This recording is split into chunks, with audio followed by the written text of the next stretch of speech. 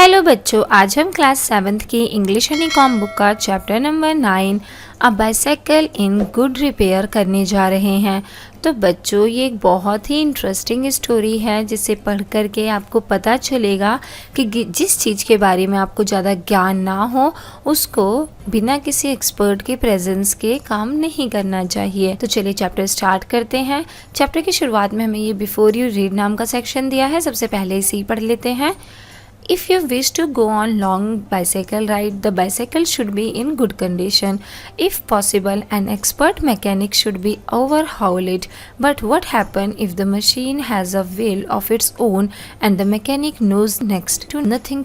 तो बच्चों, अगर आप कभी एक साइकिल पर बैठ करके एक लंबी राइड पर जाना चाहते हैं, एक लॉन्ग बाइसाइकिल राइड पर जाना चाहते हैं, तो उसके लिए आपकी जो बाइसाइकिल है वो बहुत ही अच्छी कंडीशन में होनी चाहिए, तभी आप एक लंबी राइड को अच्छे से एंजॉय कर पाएंगे। और अगर हो सके, अगर पॉसिबल है, तो आप एक एक्सपर्ट मैकेनिक को अपनी साइकिल को एक बार जांच करा लें, दिखा लें, ताकि आपकी साइकिल की जब राइड कर रहे हो आप तो वो आपको प्रॉब्लम ना दे। लेकिन क्या हो कि जब अगर आपकी जो मशीन है वो सिर्फ अपना ही कहना मान रही है, अपनी तरीके से ही चल रही है, लड़खड़ा रही है, अगर आप उसे लेफ़्ट ले जाना चाहते हो तो वो राइट जा रही है और आपके अकॉर्डिंग आपका कहना नहीं मान रही, और जिस मैकेनिक के पास आप उसे लेके गए हो वो भी बिल्कुल कुछ नहीं जानता, उसे रिपेयरिंग करने के बारे में कुछ पता ही नहीं है, तो क्या होगा। तो चलिए चैप्टर पढ़ते हैं और जानते हैं कि इस चैप्टर में आखिर ऐसा क्या हुआ। A man I know proposed one evening we should go for a long bicycle ride together on a following day and I agreed. I got up early for me. I made an effort and I was pleased with myself. He came half an hour late. I was waiting for him in the garden. It was a lovely day. He said, "That's a good looking machine of yours. How does it run?" तो बच्चों, एक बार मेरे सामने एक आदमी ने प्रस्ताव रखा कि कल हम एक लंबी बाइसाइकिल राइड पर जाएंगे और हम दोनों साथ में उस बाइसाइकिल राइड पे जाने वाले थे। तो जब उस आदमी ने मेरे सामने ये प्रपोजल रखा तो मैं उस बात के लिए एग्री कर गया, यानी कि मैं उस बात को मान गया। तो बच्चों, यहाँ पे मैं कौन है? यहाँ पे मैं जो है वो राइटर है जो ये कहानी लिख रहा है। वो बता रहा है कि जब उसको एक आदमी ने प्रस्ताव दिया कि हम दोनों चलो साथ में एक बाइसाइकिल राइड पे चलते हैं, तो वो जो पॉइंट है वो जल्दी से उस बात को मान गया कि हाँ चलो ठीक है, हम चलेंगे। तो अगले दिन जो पॉइंट है वो जल्दी से उठ गया और उसको जो भी अपने काम करने थे, जो सुबह सुबह हम काम करते हैं, ब्रश करना, नहाना धोना, खाना, वो सब करके वो बिल्कुल तैयार होकर के गार्डन में उसके आने का इंतज़ार करने लगा।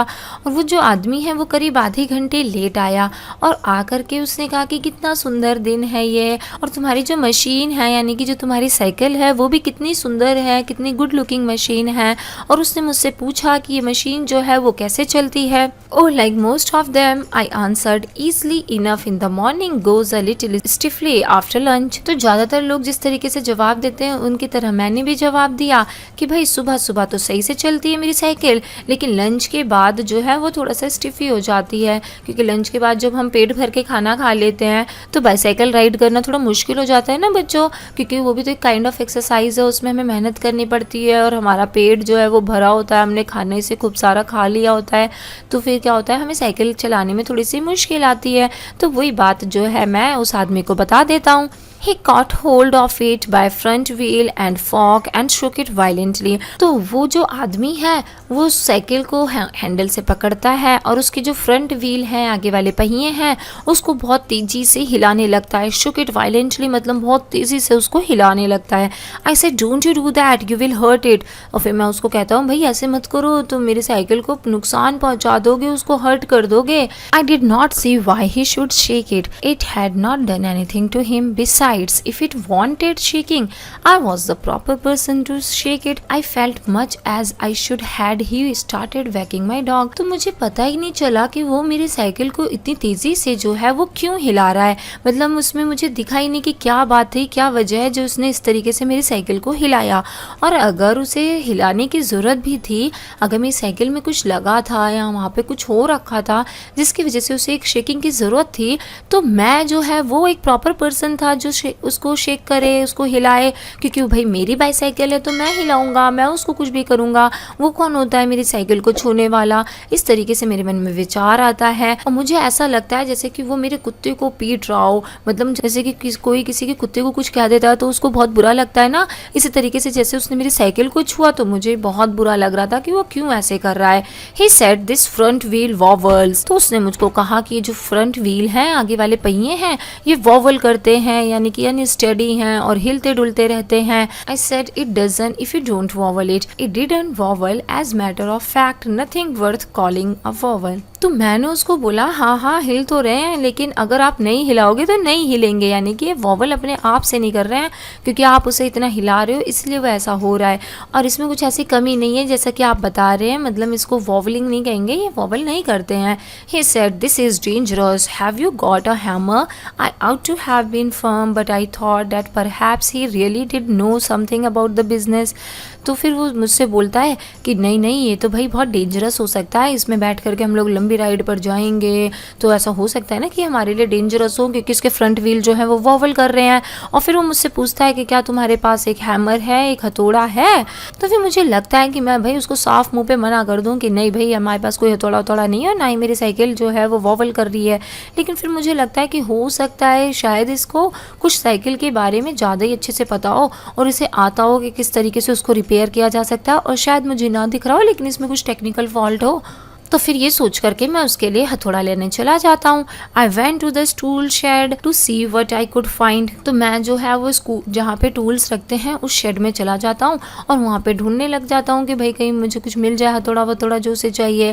When I came back he was sitting on the ground with the front wheel between his leg, he was playing with it, twiddling it round between his finger, the remnant of the machine was lying on the gravel path beside him. तो जब मैं वापस आता हूँ वहाँ से shade से जो है टूल्स वगैरह लेकर के वापस आता हूँ तो मैं देखता हूँ कि वो जो इंसान है उसने अपने पैरों के बीच में इस तरीके से पहिए को फंसा रखा है और वो अपनी उंगलियों के साथ उसमें घुमाए जा रहा है उसे और खेले जा रहा है।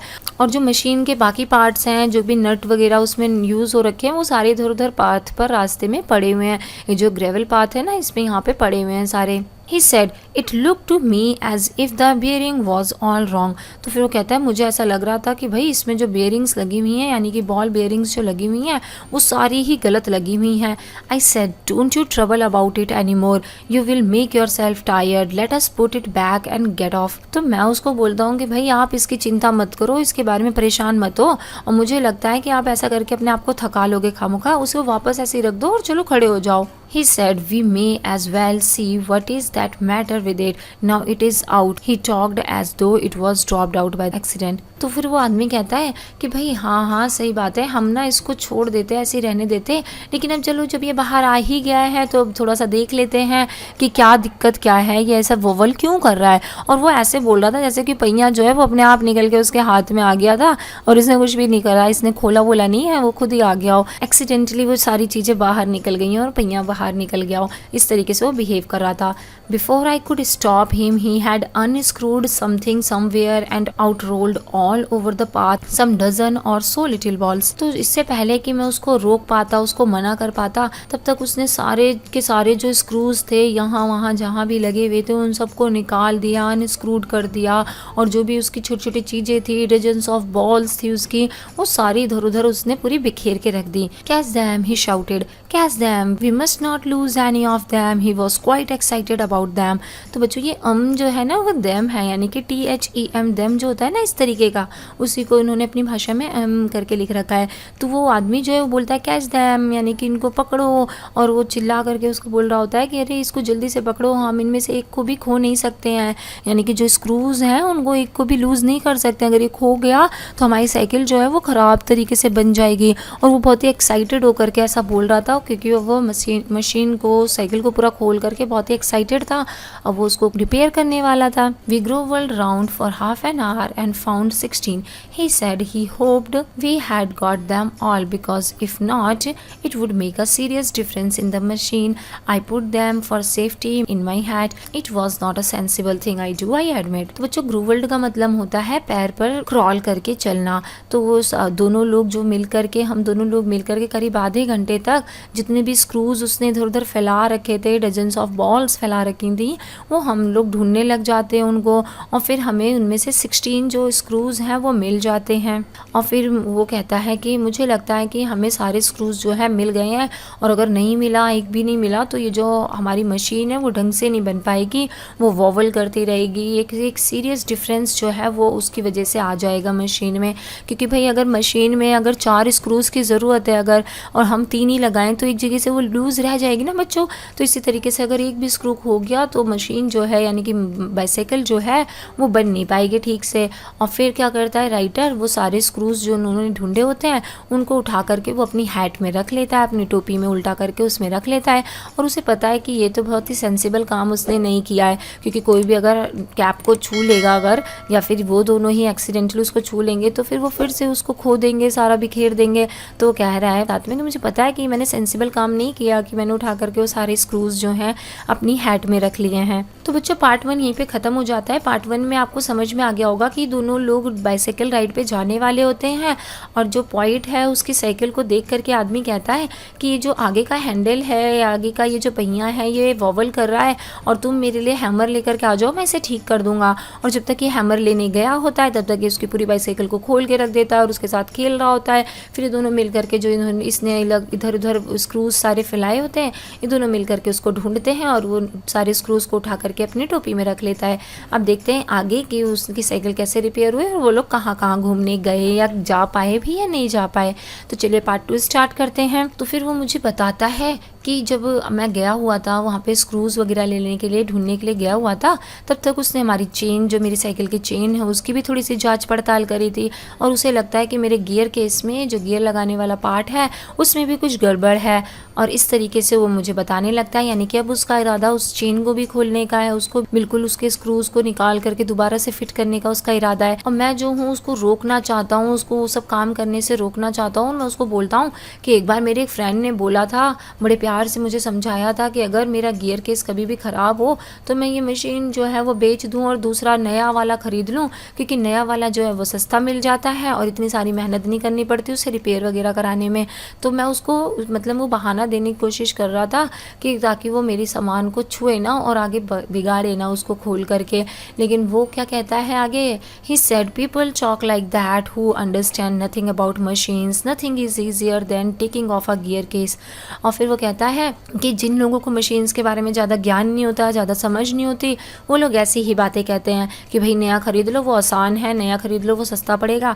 लेकिन ऐसा नहीं होता। अगर आपको मशीन की अच्छी से नॉलेज है तो आप उसी चीज़ को अच्छे से बिना किसी कॉस्ट के जल्दी से रिपेयर कर सकते हो। और कोई भी चीज़ जो है वो गियर केस को ठीक करने से ज़्यादा तो आसान हो ही नहीं सकती। मतलब ये तो बहुत ईजी काम है जो कि मैं कर सकता हूँ। I had to confess he was right. In less than 5 minutes he had a gear case in 2 pieces lying on the path and was groveling for a screw. He said it was already a mystery to him the way screws disappeared. और फिर मैं जो है उसकी बातों से एकदम agree कर जाता हूँ। मुझे भी उसकी बात जो है वो सही लग रही होती है कि हाँ भाई सस्ती भले मिल जाती होगी कोई नई चीज़, लेकिन जो पुरानी चीज़ है वो हो सकता है उसमें ज़्यादा रिपेयरिंग की ज़रूरत ना हो, और अगर किसी को आता है वो काम तो वो उसको चुटकियों में ठीक कर सकता है। तो मैं उसकी बात से एग्री कर जाता हूँ और 5 मिनट भी नहीं लगते, उससे कम समय में ही वो मेरे गियर केस को भी खोल करके उसके 2 टुकड़े बिल्कुल कर चुका होता है, और पूरे रास्ते में उसने उसको भी फैला दिया होता है। और स्क्रूज़ जो थे उसमें लगे हुए, जितने भी स्क्रूज़ उसमें लगे हुए थे वो भी इधर उधर फैल जाते हैं। और हम दोनों मिल करके उसको जब ढूंढ रहे होते हैं तो वो कहता है कि मुझे आज तक ये मिस्ट्री समझ में ही नहीं आई कि जब भी हम स्क्रूज़ किसी भी चीज़ का निकालते हैं तो वो कहाँ डिसअपीयर हो जाते हैं। बच्चों आपने भी देखा होगा ना, कभी आपके मम्मी पापा को, बड़े भाई बहनों को कोई चीज़ रिपेयर करते हुए, जब भी हम कोई सी चीज़ को अनस्क्रू करते हैं और उसके स्क्रूज़ को अपने पास बगल में रख लेते हैं और वो उस काम को करने लग जाते हैं, तो पता नहीं कहाँ एक ना एक स्क्रू जो है वो इधर उधर खो जाता है। और फिर हम लोग उसको बहुत देर तक ढूंढते हैं तो कहीं जाके वो मिलता है और फाइनली हमारा काम जो है वो बन पाता है। तो यही बात वो आदमी जो है राइटर को बताता है कि मुझे आज तक कभी समझ नहीं आया कि जो स्क्रूज़ हैं वो कहाँ मिस्टीरियस तरीके से गायब हो जाते हैं। Common sense continued to whisper to me, stop him before he does any more mischief. You have right to protect your own property from the ravages of a lunatic. Take him by the scruff of the neck and kick him out of the gate. तो मेरा जो common sense था वो बार बार मेरे कानों में whisper किए जा रहा था, मतलब मेरे अंतरात्मा से एक आवाज़ आ रही थी कि इस पागल को रोको ये सब काम करने से, इसकी जो भी शरारतें ये कर रहा है मेरी साइकिल के साथ, मैं इसको रोक दूँ और उसको मना कर दूँ। और जो भी ये पागल, लुनेटिक का मतलब होता है पागल और रिवेजेस का मतलब होता है बच्चों डैमेजेस। तो ये जो पागल आदमी है ये जो भी डैमेज करने वाला है मेरी प्रॉपर्टी का यानी कि मेरी साइकिल का, मेरे को पूरा राइट है उसको प्रोटेक्ट करने का। और मेरा मन कर रहा था कि मैं उसको उठाऊं और गले से पकड़ते हुए उसको गेट के बाहर लात मार करके भगा करके आऊं। ऐसा करने का मेरा काफ़ी मन कर रहा था, बार बार मेरा कॉमन सेंस कह रहा था कि मैं उसे रोकूं। But I am weak when it comes to hurting other people's feeling and I let him muddle on. लेकिन मैं इस बात को लेकर के बहुत ही वीक हूँ। जब लोगों की फीलिंग को हर्ट करना होता है यानी कि लोगों को कभी गुस्से में कुछ बोलना होता है, उनकी फीलिंग जिससे हर्ट होंगे, अगर ये काम मुझे करना होता है तो मैं इस काम में बहुत ही वीक हूँ, मैं ये काम नहीं कर पाता।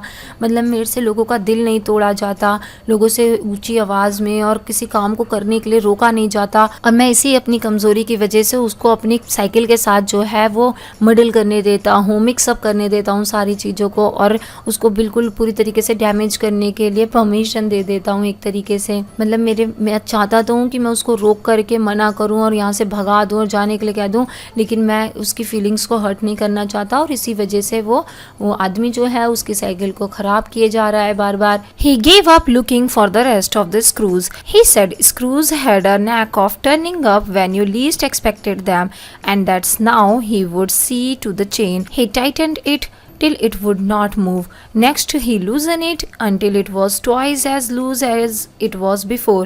Then he said, "We had better think about getting the front wheel back into its place again." फिर वो जो आदमी है वो स्क्रूज़ जो ढूंढने के लिए पूरी मेहनत कर रहा था उसको छोड़ देता है, मतलब स्क्रूज़ ढूंढना छोड़ देता है और कहता है कि स्क्रूज़ की एक विशेषता होती है कि अगर हम उसको ढूंढना छोड़ देते हैं, मतलब उसके बाद उसको बिल्कुल परवाह नहीं करते और उसको ढूंढना बिल्कुल छोड़ देते हैं, तो वो अपने आप ही पता नहीं कहाँ से आ जाता है और मिल जाता है हमें सामने ही पड़ा हुआ। तो ऐसा सोच करके और ऐसा कह के वो चेन को रिपेयर करने लग जाता है, चेन को टाइट करने लग जाता है।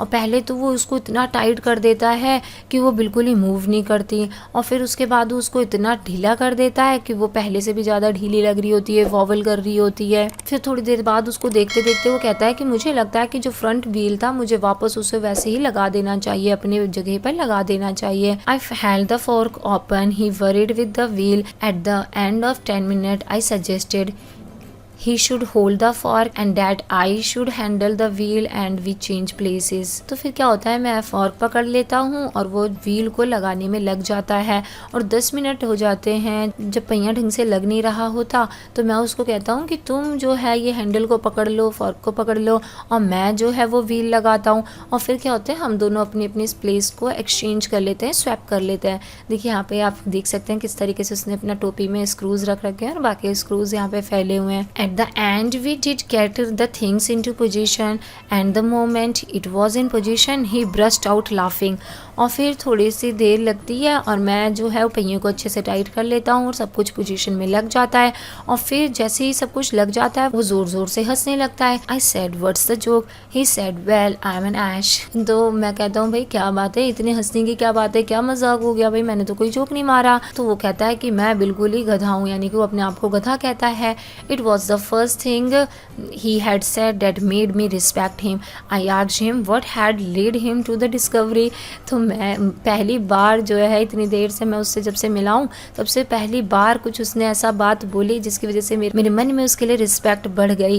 यानी कि उसने अपने आप को जब गधा बोला तो मुझे लगा कि हाँ भाई ये पहली बार है जो इसने सच बोला है और मैं बहुत ही उसकी रिस्पेक्ट करने लग गया। मतलब वो सचमुच एक गधा है क्योंकि वो इस तरीके से बिहेव कर रहा है। और फिर मैं उसको बोलता हूँ कि भाई वो बात तो सही है कि तुम गधे हो, लेकिन तुम्हें कैसे पता चला कि तुम गधे हो, मतलब किस चीज़ ने तुम्हें ये बताया, लीड किया, कैसे तुमने ये डिस्कवर किया कि तुम्हें गधे हो। He said we have forgotten the balls, कि हमने तो बॉल्स लगाई ही नहीं है, ऐसा बताता है वो। और फिर मैंने जब देखा I looked for my hat, it was lying topsy turvy in the middle of the path. फिर मैंने जब टोपी की तरफ देखा तो वो टोपी जो है टॉपसी टर्वे यानी कि उल्टी होकर के इस तरीके से पड़ी थी और वहाँ पे सारी बॉल्स वगैरह और जो भी इसमें डलती हैं वो सब था। He was of a cheerful disposition destination. He said, "Well, we must put back all we can find and trust to providence." और अब वो बहुत ही थक चुका था शायद, इस वजह से वो अब उसका जो एक्सप्रेशंस थे वो बिल्कुल ही अलग लग रहे थे। और फिर वो कहता है कि चलो हमें इन सब चीज़ों को अपनी अपनी जगह जिस तरीके से थी वैसे ही लगा देनी चाहिए और भगवान पर और ऊपर वाले पर विश्वास करना चाहिए, ट्रस्ट द प्रोविडेंस, और अपने भाग्य पर भरोसा करना चाहिए कि हमें कुछ नहीं होगा। We found 11, we fixed 6 on one side and fixed 5 on the other, and half an hour later the wheel was in its place again. It need hardly be added that it really did wobble now. A child might have noticed it. He said it would do for the present. फिर हमें 11 जो screws हैं वो मिल जाते हैं। हम 6 जो हैं वो एक पहिए में लगा देते हैं और बाकी 5 दूसरे में लगा देते हैं। और फिर अब मुझे ये कहना बिल्कुल ही गलत नहीं होगा कि पहले तो मेरी साइकिल बिल्कुल ठीक थी, बिल्कुल भी वॉवल नहीं कर रही थी, लेकिन अब वो सचमुच वॉवल करने लग गई थी। एक बच्चा भी उसको देख के बता सकता है कि ये कितनी वॉवल कर रही है, कितनी हिल डुल रही है, कितना झूल सी रही है। और लेकिन वो कहता है कि चलो कोई बात नहीं, अभी के लिए हमारा काम इससे चल जाएगा, यानी कि हमारी साइकिल जो है अभी के लिए राइड करने के लिए बिल्कुल रेडी है। I said watching you do all this of a real use of me, it was not only your skill that fascinates me, it's your cheery confidence in yourself, your inexplicable hopefulness that does me good. तो मैं उसकी तरफ देख करके कहता हूँ कि हाँ भाई, मेरा ये जो भी काम हुआ है, मेरी साइकिल जो भी इतनी अच्छी हालत में है, वो सब आपकी वजह से ही है। आपकी जो स्किल्स हैं उन्होंने ही मुझे इतना फैसिनेटेट किया, और आपका जो कॉन्फिडेंस है अपने आप पर, और जिस तरीके से आपके अंदर मिस्टीरियस होपफुलनेस है कि आप ठीक कर लोगे चीज़ को, और ये जो कॉन्फिडेंस है इसकी वजह से ही मेरा भला हो पाया और मेरी साइकिल का भला हो पाया। इस तरीके से मैंने उसकी तरफ देख करके बोला।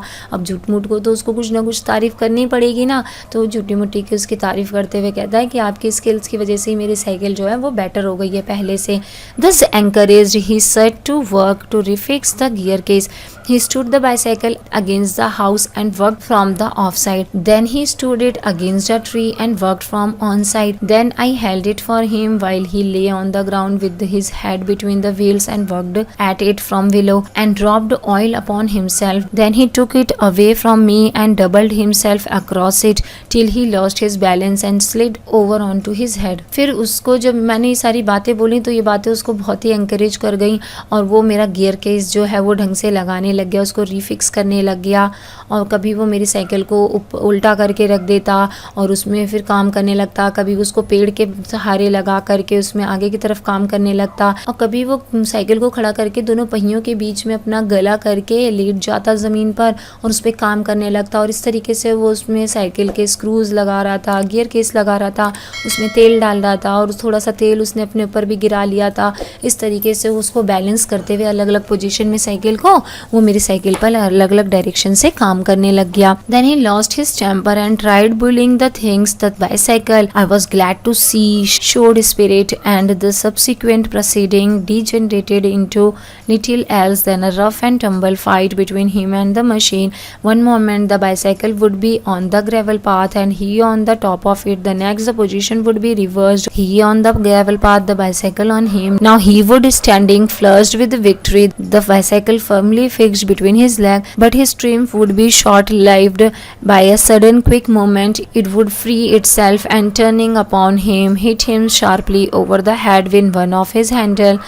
तो ऐसा लग रहा था कि जैसे वो काम करते करते और इतनी देर से साइकिल को रिपेयर करते करते अपना टेम्पर जो है वो पूरी तरीके से खो चुका था, और अब वो जो है वो मेरी बाइसाइकिल को बुली करने लग गया था, मतलब उसके साथ ही बहुत ही बुरी तरीके से व्यवहार करने लग गया। ऐसे गुस्से में हम किसी चीज़ को उठाते हैं, इधर करते उधर करते ना, उस तरीके से हरकतें करने लग गया था। और मुझे ये देख करके सब कुछ बड़ा मज़ा आ रहा था कि किस तरीके से वो उस पर मेहनत किए जा रहा है, और उसकी जो रफ़ एंड टम्बल से फाइट हो रही थी मेरी मशीन यानी कि मेरी साइकिल के साथ में, उसे देख के मुझे बहुत ही मज़ा आ रहा था। कभी एक मोमेंट ऐसा आता था कि वो नीचे लेटा होता था, साइकिल ऊपर होती थी और उसे रिपेयर करता था। कभी एक मोमेंट ऐसा होता था कि वो ऊपर होता था, बाईसाइकिल नीचे होती थी और वो उसे रिपेयर कर रहा होता था। मतलब अलग अलग पोजीशन में वो कभी बाईसाइकिल को इधर रख रहा उधर रख रहा और अलग अलग तरीके से उसको रिपेयर करने की कोशिश कर रहा था। फाइनली वो बहुत ही खुश हो जाता है क्योंकि उसे जीत मिल गई है, वो जीत चुका है और उस बाईसाइकिल को अब पूरी अच्छी तरीके से वो बाईसाइकिल को रिपेयर कर चुका है। उसकी जो खुशी है वो ज़्यादा लंबे समय तक नहीं टिकती, बहुत ही शॉर्ट खुशी होती है उसकी, क्योंकि जो मेरी साइकिल का हैंडल होता है उसकी वजह से उसके सर पे थोड़ा सा ठोकर लग गई होती है, चोट लग गई होती है। इस तरीके से वो गिर जाती है ना, तो उसका हैंडल जो है उसके सर पे लग जाता है। At the 1:45 and disheveled, cut and bleeding, he said, "I think that will do," and rose and wiped his brows. अब 1:45 बज गए हैं और वो इतनी देर से खेले जा रहा है मेरी साइकिल को, स्क्रूड एंड स्क्रूड कर रहा है और उसको कहीं कहीं चोटें लग गई हैं, कट लग गया है, ब्लीडिंग हो रही है क्योंकि उसने काफ़ी सारी तरीके से मेरी साइकिल को देखो अनस्क्रूड कर रखा है, चेन वगैरह हर चीज़ निकाल रखी है। तो फिर वो कहता है, और फिर उसने काफ़ी मेहनत करके उसको फिर से लगा दिया है, जोड़ दिया है, और वो कहता है कि मेरे ख्याल से अब जो है ये साइकिल जो है काम करने के लिए तैयार है। और वो खड़ा होता है, अपने सारे कपड़े वपड़े झाड़ता है, ब्रोज में उसकी आईब्रोज में जो मिट्टी और तेल लग चुका है वो सब कुछ साफ करता है। The bicycle looked as if it also had enough of it, which had received the most punishment. It would have been difficult to say. I took him into the back kitchen where, so far as was possible, he cleaned himself. Then I sent him home. मुझे लगता है कि शायद उसके साथ साथ मेरी bicycle जो है वो भी थक गई है, उसके लिए भी आज के लिए बहुत ही इनफ हो गया और उससे जितनी ज़्यादा आज पनिशमेंट मिल सकती थी वो पूरी पनिशमेंट मिल चुकी है। मतलब वो साइकिल की रिपेयर नहीं हुई है, वो साइकिल को एक तरीके से पनिशमेंट मिली है, इतना उसके साथ आज बुरा व्यवहार इस व्यक्ति ने किया है। फिर मैं उस व्यक्ति को लेकर के अपने किचन में लेकर के जाता हूँ और फिर वो वहाँ पे अपने आप को साफ़ करता है और फिर मैं उसको उसके बाद उसके घर भेज देता हूँ। तो आई होप बच्चों आपको ये चैप्टर अच्छे से समझ में आ गया होगा कि किस तरीके से इसने अपने आप को एक एक्सपर्ट मैकेनिक समझ के राइटर की साइकिल को रिपेयर करना चाहा और उसकी अच्छी खासी साइकिल को बोलता है कि आपका जो पहिया है भाई वो वॉवल कर रहा है, लाओ मैं से रिपेयर कर देता हूँ। और रिपेयरिंग के नाम पे वो बाईसाइकिल के देखो सारे तार वार निकाल दिए हैं, इसकी जो बॉल बेयरिंग होती हैं वो निकाल दी, इसका चेन्स निकाल दिए, सब कुछ निकाल दिया, उसको बिल्कुल ही बुरी हालत में कर दिया। और फिर फाइनली वो अच्छे से रिपेयर भी नहीं हुई और वो भी थक गया और वो अपने आप को साफ वाफ करके घर चला जाता है। तो आई होप बच्चों इस चैप्टर से आपको ये सीखने को मिला होगा कि किस तरीके से बिल्कुल नौसिखिया इंसान के साथ या जिस चीज़ के बारे में आपको नॉलेज नहीं है उस चीज़ का आपको बिल्कुल भी नहीं खेलना चाहिए, उसको बिल्कुल भी अनस्क्रूड करने की तो बिल्कुल ही नहीं कोशिश करनी चाहिए। बच्चों अगर आपको इस चैप्टर में जो डिफ़िकल्ट वर्ड्स आए हैं उनका मीनिंग जानना है या चैप्टर के क्वेश्चन आंसर्स जानने हैं तो उसके लिए आप हमारी वेबसाइट allsolve.in पर विजिट कर सकते हैं। साथ में बाकी चैप्टर्स की वीडियोस जानने के लिए आप हमारे चैनल के प्लेलिस्ट में जा सकते हैं। और अगर आपको हमारी ये वीडियो पसंद आई तो आप प्लीज़ इसे लाइक कीजिए और साथ में सब्सक्राइब का बटन ऑन करके नोटिफिकेशन वाला बेल ऑन कर दीजिए ताकि आपके चैप्टर्स और सिलेबस से रिलेटेड जब भी हम कोई नया वीडियो लेकर के आएँ तो वो आपके पास सबसे पहले पहुँच जाए। थैंक यू वंस अगेन बच्चों।